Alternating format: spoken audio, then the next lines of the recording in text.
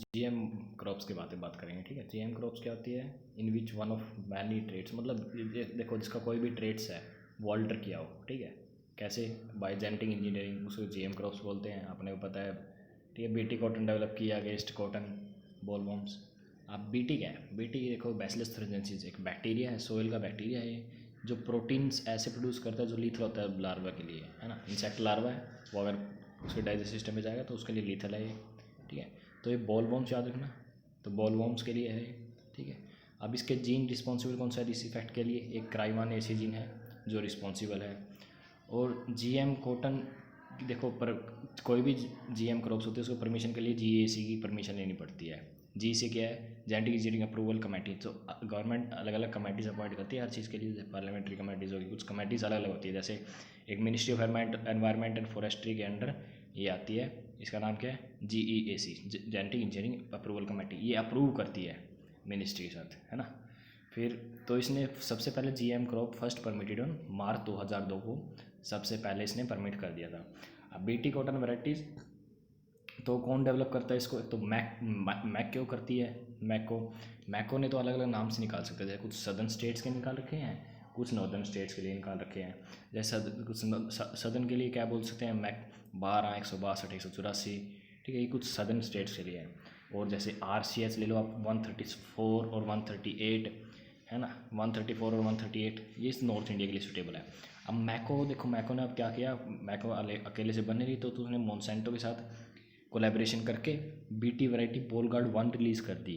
इसमें कौन सा जीन यूज़ किया गया? Cry 1 AC gene. अब देखो क्राई 1 AC यही जीन है, तो इसने क्या किया? बोलगार्ड 1 रिलीज़ कर दी वैरायटी मोनसेंटो के साथ कोलैबोरेट करके, है ना। पहले तो मतलब बीटी कॉटन वैराइटीज़ डेवलप तो की थी, अब बीटी वैरायटी एक निकाल दी मोनसेंटो के साथ कोलैबोरेशन के साथ। तो कोई पूछे कि बोलगार्ड 1 किससे रिलेटेड है, तो ये बोलगार्ड 1 है जो मोनसेंटो, मतलब मोनसेंटो ने वैसे मोनसेंटो का नाम आता है उसमें ऑप्शन ज़्यादा आएगा, तो मोनसेंटो ने निकालिए मैको के साथ कोलैबोरेशन के साथ, तो develop BT variety cry 1 AC gene है सर। अब रिसेंटली क्या हुआ? BT variety developed as Bollgard 2 आ गई। अब हैविंग बोथ, इसमें 2 जीन आ गए। देखो बोलगार्ड 2 में उससे अपडेटेड मिलेगा, तो cry 1 AC and cry 2 AB। तो ये याद रखना सर, B बाद में आया, AC पहले आया, है ना। AC पहले आया, AB बाद में आया। ठीक है, ये बात चीज़ रखना है।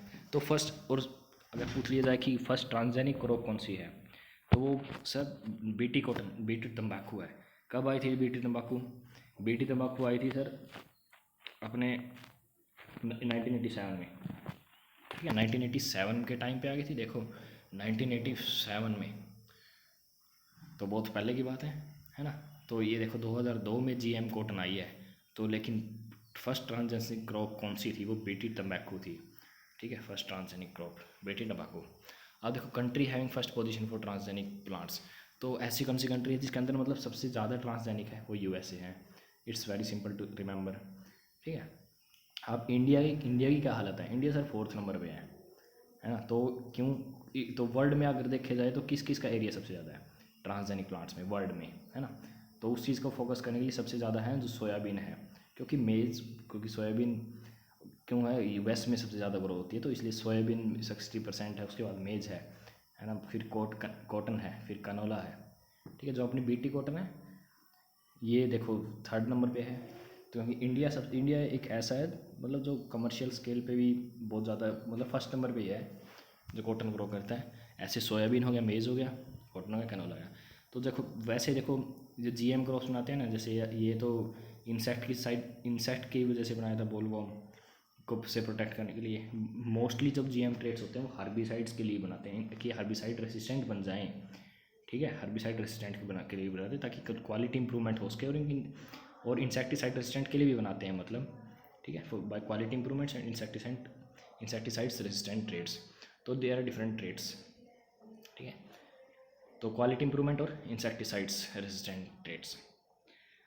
तो अब जीएम मस्टर्ड की बात करें तो आपको कंपाइलेशन करना पड़ता है। तो देखिए क्या क्या है, तो सबसे पहले आपको क्या याद रखना चाहिए कि आप सिंपल याद रखो कि आप एक जीएम क्रॉप के बारे में पढ़ रहे हो, तो जीएम क्रॉप्स में कौन सी आती है? पहले कॉटन की बात कर रहे हो आप, है ना, क्योंकि इंडिया में कॉटन है तो आप कॉटन की बात करोगे, जीएम कॉटन। सो सबसे पहले कौन सी आई थी? कुछ देखो कौन अप्रूवल करता है पहले जीएम क्रॉप्स? वो करती है अपने GEAC, तो ministry of environment and forest के अंडर आती है वो, फॉरेस्ट्री। ठीक है, तो कब परमिशन दी? तब 1982 में। सबसे पहले कौन सी दी पता होना चाहिए, सबसे पहले कौन सी दी? बीटी तंबाकू 1987 में, है ना। और क्या क्वेश्चन बनता है? और क्वेश्चन बनता है सर बीटी, अब बीटी कर रहे हो, अब बीटी का नाम, बीटी क्या है? बैसिलस thuringiensis है, बैक्टीरिया है ना, सोइल का बैक्टीरिया, मतलब जो लार्वा को मार देता है। अब फिर इसमें जीन पूछेंगे, कौन सा जीन है सर? क्राई1AC, है ना। और एक बाद में उसके बोलगार्ड 2 में कौन सा यूज़ हुआ था? क्राई1AC के साथ क्राई2AB यूज़ हुआ था, है ना। फिर उसके बाद पूछा जाता है मतलब साउथ में कौन सी है, मतलब ये पूछा जाएगा कि मैक 12 कौन सी है, मैक 162 कौन सी है, 184 कौन सी है। याद रखने का तरीका भी बता देता हूँ। मैक मैक याद रखना, मैक मतलब ये साउथ के लिए है MECH, नॉर्थ के लिए RCH सिर्फ, ये बात याद रखना। RCH मतलब रिच लगा लो, थोड़े ऊपर अमीर लगा लो अपने वाले। नॉर्थ इंडिया की तरफ रिच है, नीचे मैक है ना। आप तो मैक को कंपनी साउथ की लगा लेना, तो साउथ में मैक 12, 162, 184। तो यहाँ पे रिच में बड़ी बड़ी वर्ड है दोनों, 132 और 138 है ना, 134, 138, ये नॉर्थ इंडिया के लिए है। अब मैको ने क्या किया रिसेंटली तो बोलगार्ड 1 कैसे बनी? मैको ने कोलैबोरेशन किया था मॉन्सेंटो के साथ, तो उससे बना दी। तो फिर तंबाकू, अच्छा तो फिर उसके बाद की क्या हालत है सर इंडिया में? इंडिया में हालत ऐसे है सर, फर्स्ट नंबर पे कौन है? USA है, तो इंडिया 4th नंबर पे बन जाता है ट्रांसजेनिक प्लांट्स में, है ना। सो फिर वर्ल्ड की बात करी जाती है, मतलब कि वर्ल्ड में कितने ज़्यादा ट्रांसजेनिक क्रॉप्स हैं, कौन सा कंट्री में सबसे ज़्यादा है? तो USA में है।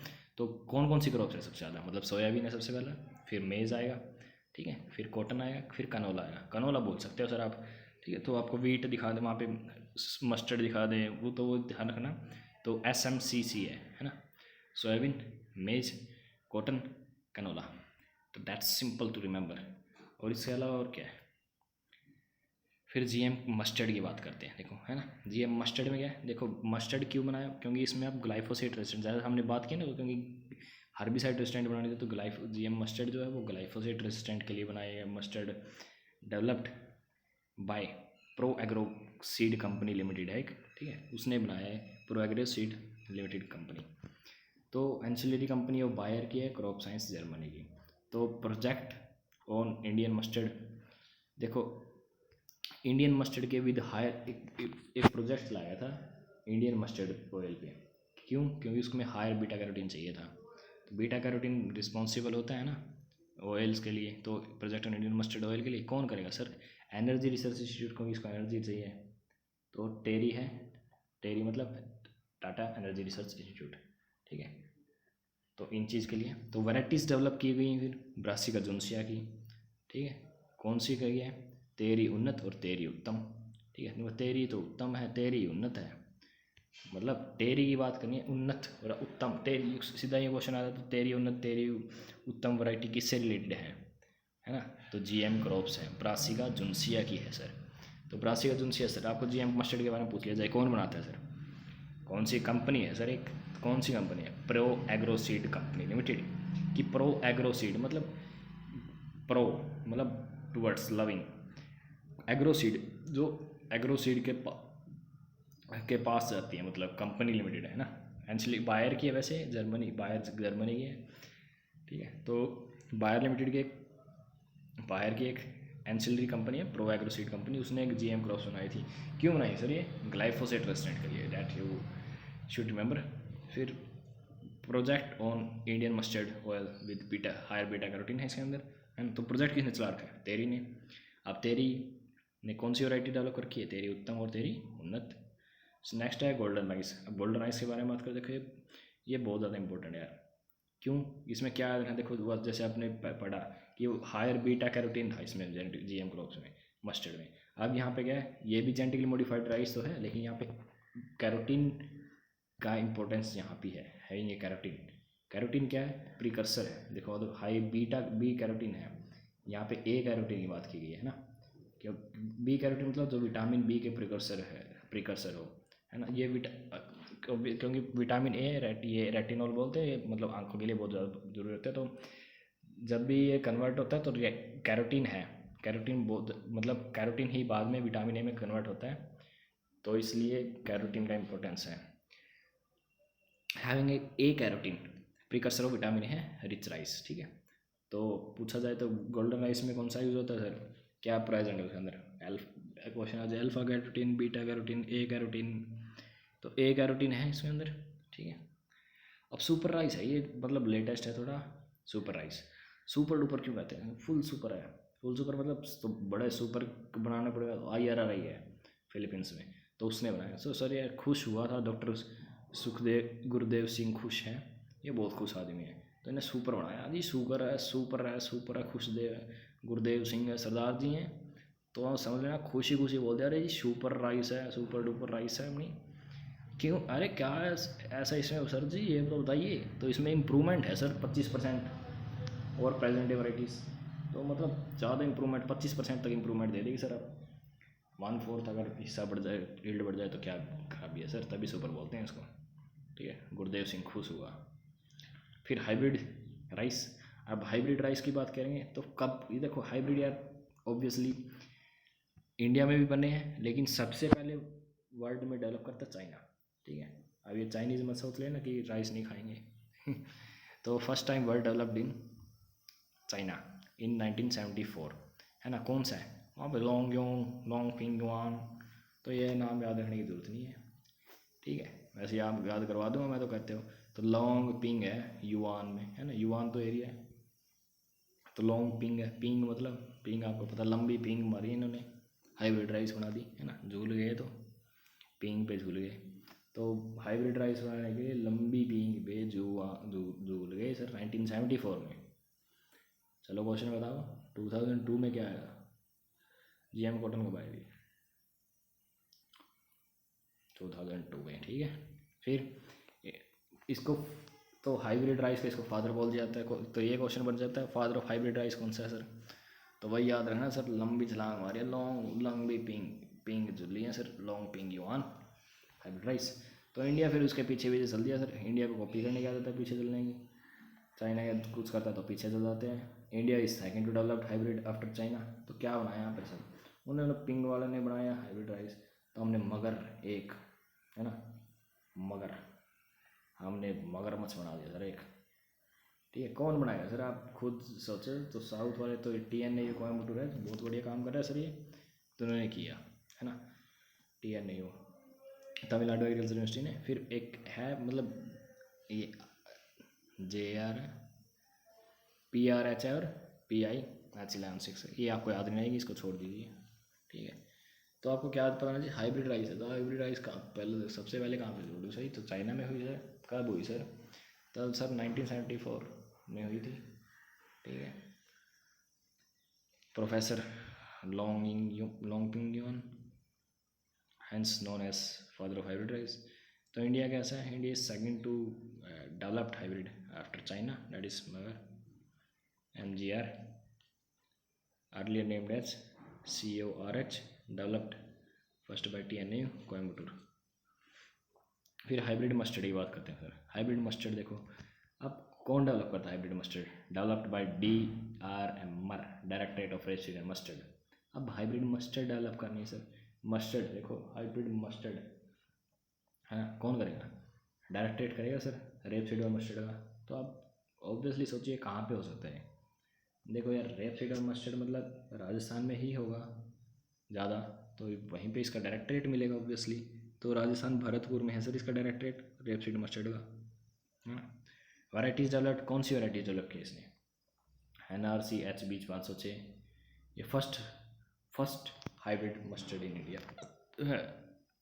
तो कोई पूछ ले sir, first hybrid mustard in India किसने डेवलप की, ICR आ जाएगा ऑप्शन, PAU आ जाएगा, DARMR आ जाएगा, ठीक है, या IRRI आ जाएगा। अरे इंडिया की बतानी है, IRRI नहीं आएगा सर, ठीक है। तो TNAU आ जाएगा।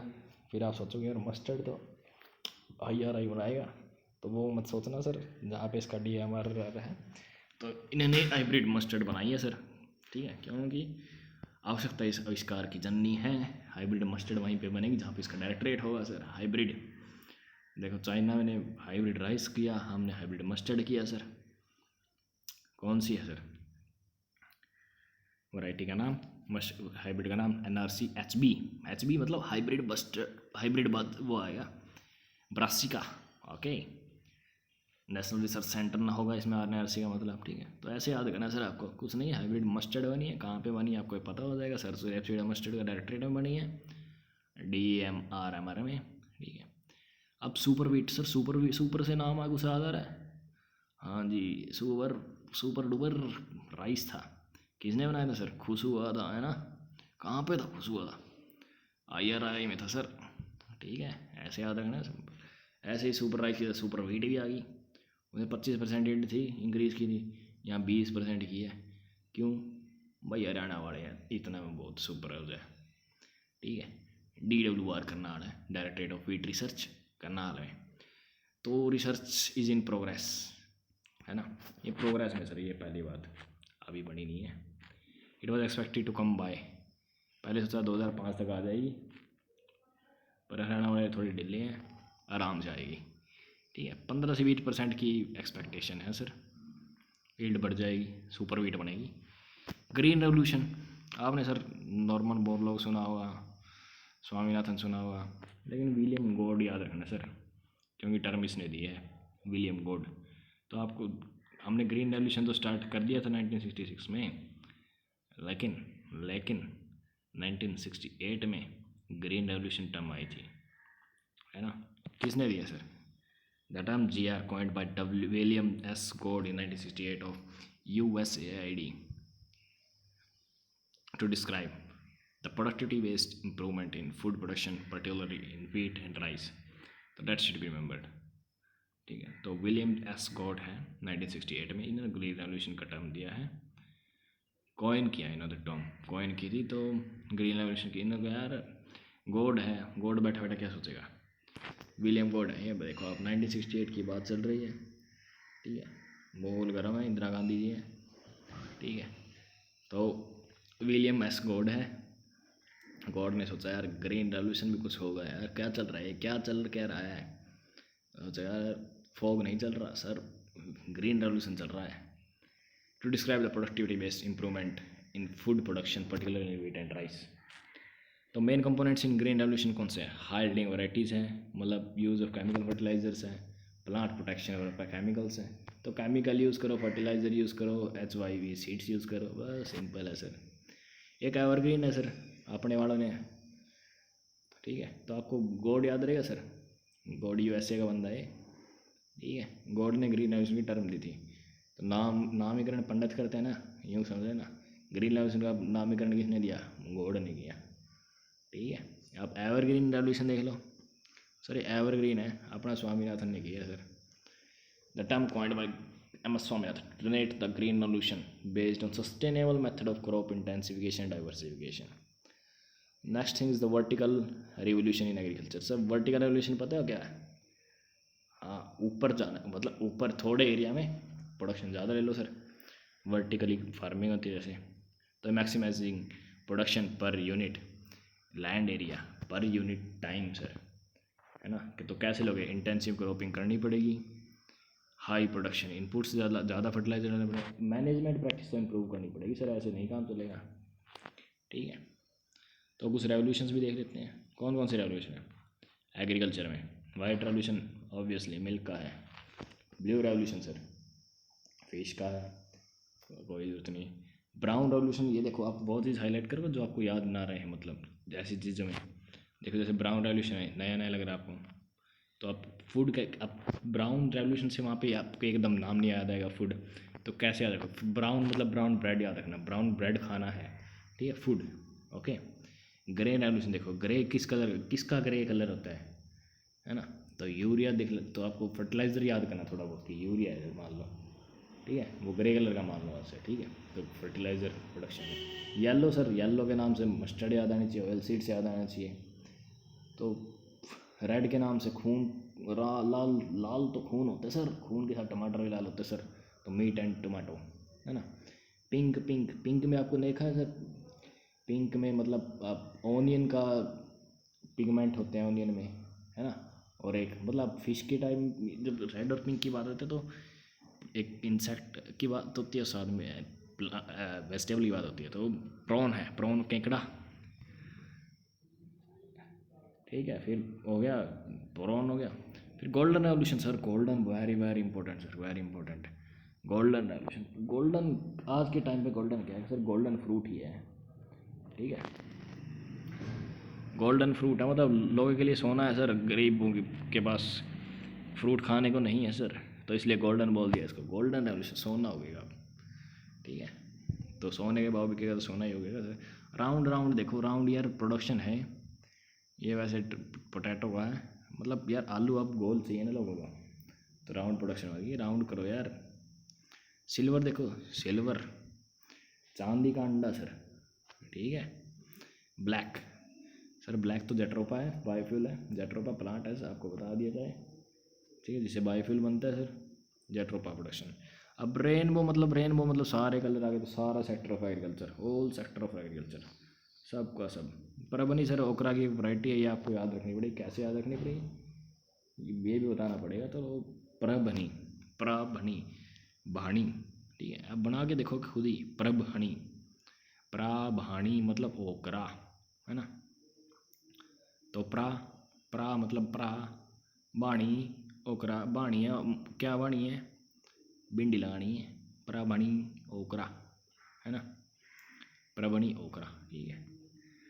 इंडिया शेयर इन वर्ल्ड भी देखें, total geographical area, obviously that's you must know. तो इंडिया देखो वर्ल्ड का यार 2.4% एरिया कवर करता है, लेकिन पॉपुलेशन ये 17.5 झेल रहा है। अब 17.5 पॉपुलेशन, तभी देखो कोविड टाइम पे भी इतने कम एरिया में इतने पॉपुलेशन को कंट्रोल करना बहुत डिफ़िकल्ट टास्क है।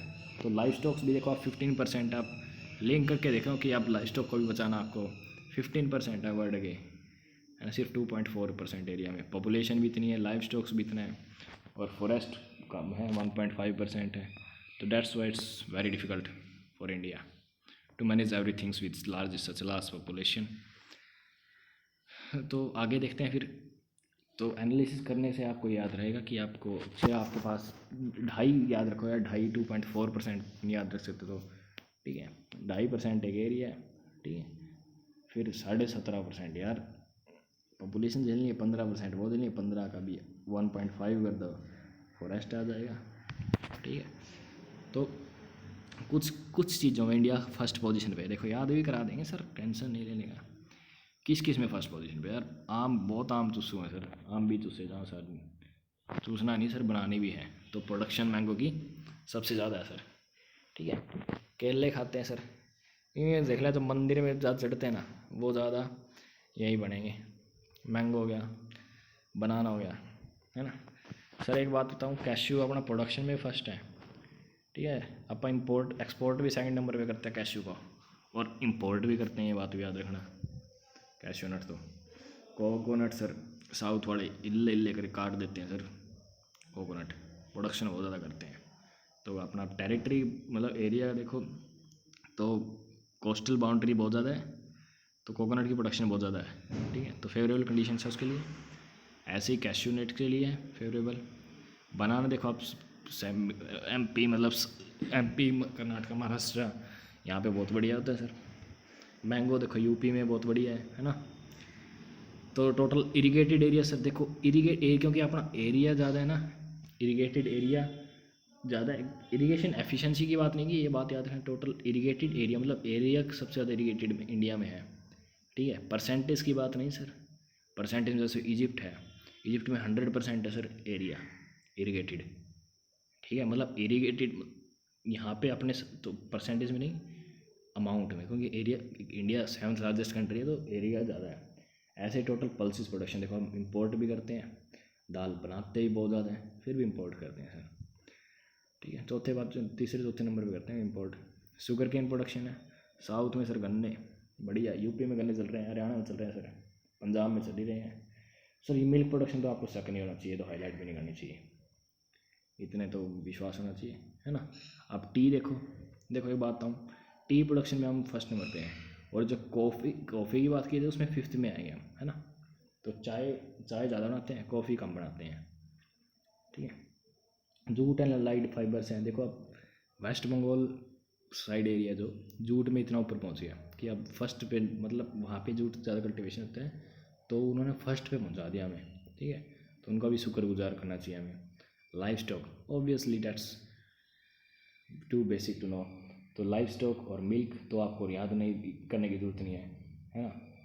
और ये शुक्रियादा जूट और अलाइड फार्मर वेस्ट बंगाल का शुक्रियादा कर दो, ठीक है। चाय का लिंक कर सकते हो कॉफ़ी के साथ। चाय हम सबसे ज़्यादा बनाते हैं, कॉफ़ी हम सबसे कम बनाते हैं, मतलब 5th नंबर लगा लो, बहुत है यार 5th भी। फिर शुगर केन देखो, साउथ के देखो क्रॉप, साउथ में आप शुगर वो कैश्यू नट लगाते हो, कोकोनट लगाते हो, शुगर केन भी लगा लो, है ना। फिर सेंट्रल इंडिया में बनाना लगा लो, ऊपर थोड़ा मैंगो लगा लो, ठीक है। ठीक, और वेस्ट में मतलब राजस्थान साइड में लगा लो, टोटल पल्सिस प्रोडक्शन सबसे ज़्यादा है। तो that's too easy to member. First position आ गई। उसके बाद सेकंड पोजीशन में सर हम वीट हो गया, ऑयल सीड्स हो गए। देखो आप ऑयल सीड्स में देखिए तो पल्सिस में अपना फर्स्ट है, ऑयल सीड्स में सेकंड है ना। और वेजिटेबल्स हैं तो राइस है, तो अपना फ्रूट्स हैं, अपनी सिल्क है, ठीक है। ये PDF ऐसी है सर, मेरे को और मिली नहीं, I can't do anything else. तो वीट है, ऑयल सीड्स हैं, वेजिटेबल्स हैं, राइस प्रोडक्शन है, फ्रूट्स हैं। देखो आप यह कैसे रखोगे, तो वीट और राइस है जो बहुत ज़्यादा इंपॉर्टेंट है, ये अपना सेकंड नंबर में है। चाइना चुना होगा फर्स्ट यार, ठीक है। तो वीट है और राइस है जो अपनी मेजर क्रॉप्स हैं, इनमें हम सेकंड है, ये बात रखना। दूध तो यहाँ पे है, तो एनिमल्स में हम तभी बेटर कर रहे हैं, तो एनिमल्स में फर्स्ट है। तो एक ऑयल सीड्स हो गया। देखो फ्रूट्स भी हम ज़्यादा यूज़ करने, तो गोल्डन रेवोल्यूशन चलाया उसके लिए, तो उसके लिए वो तभी हम सेकंड में पहुँच पाए हैं। देखो ग्रीन रेवोल्यूशन चलाया, बीट राइस का प्रोडक्शन फिर भी सेकंड में पहुँचे। गोल्डन रेवोल्यूशन चलाया, सेकंड में पहुँच गए, है ना। और फिर वेजिटेबल्स प्रोडक्शन है, देखो वेजिटेबल्स हो गया, फ्रूट्स हो गया, दोनों में हम सेकंड पे हैं। सिल्क है, सिल्क भी चाइना में सबसे ज़्यादा है, तो हम सेकंड पे ही हम इन चीज़ों में याद रखना। तो वीट हो गया, वीट राइस ग्रीन रेवोल्यूशन याद रखना, और फिर गोल्डन रेवोल्यूशन फ्रूट याद रखना। तो हम फ्रूट्स के साथ वेजिटेबल आएगा, नहीं sorry, golden revolution oil seeds याद रखना, फिर फ्रूट्स और वेजिटेबल्स जो चीज़ें हैं, ठीक है। फल सब्जी, फल सब मतलब खाने की मेन चीज़ें, फल हो गया, सब्जी हो गया, वीट हो गया, राइस हो गया, ठीक है। इसके अलावा तेल हो गया और सिल्क हो गया, इन पे सेकंड है।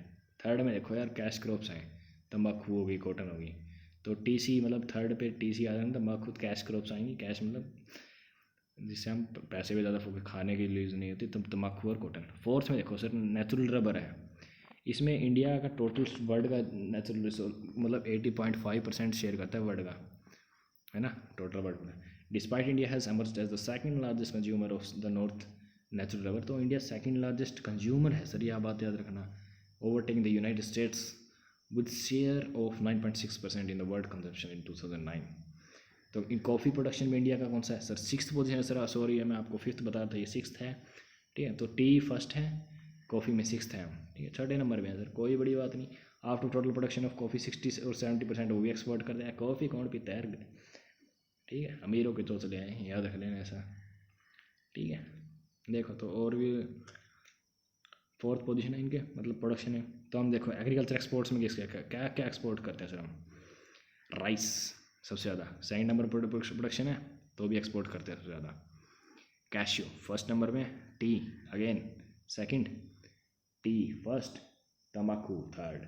तो ऐसे याद रखना। तो हम मतलब सबसे ज़्यादा राइस करते हैं। देखो राइस ऑब्वियसली स्टेबल फूड है, तो अपना इतना ज़्यादा है, पर सेकंड पे प्रोडक्शन तो अभी क्या हुआ, ज़्यादा ही है वो भी प्रोडक्शन, तो हम भेज देते हैं, प्रोडक्शन करके भेज देते हैं, कोई दिक्कत नहीं।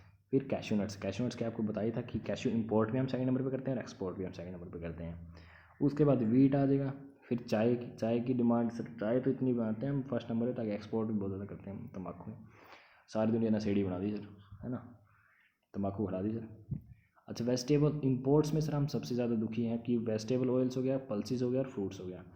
इन चीज़ों में हमें फोकस करना पड़ेगा, क्योंकि सारी चीज़ें इंपॉर्टेंट है, फ्रूट्स इंपॉर्टेंट है, पल्सिस दाल हम देखो, प्रोडक्शन भी टोटल प्रोडक्शन तो पल्सिस का ज़्यादा है इंडिया में, है ना। तो कुछ लिमिटेड है मतलब, लेकिन फिर भी कुछ पल्सिस हम ग्रो करते हैं, कुछ नहीं करते, तो वो भी इतना ज़्यादा फिर भी हमें बहुत ज़्यादा ज़रूरत पड़ती है। तो पल्सिस देखना, वेजिटेबल ऑयल याद रखना।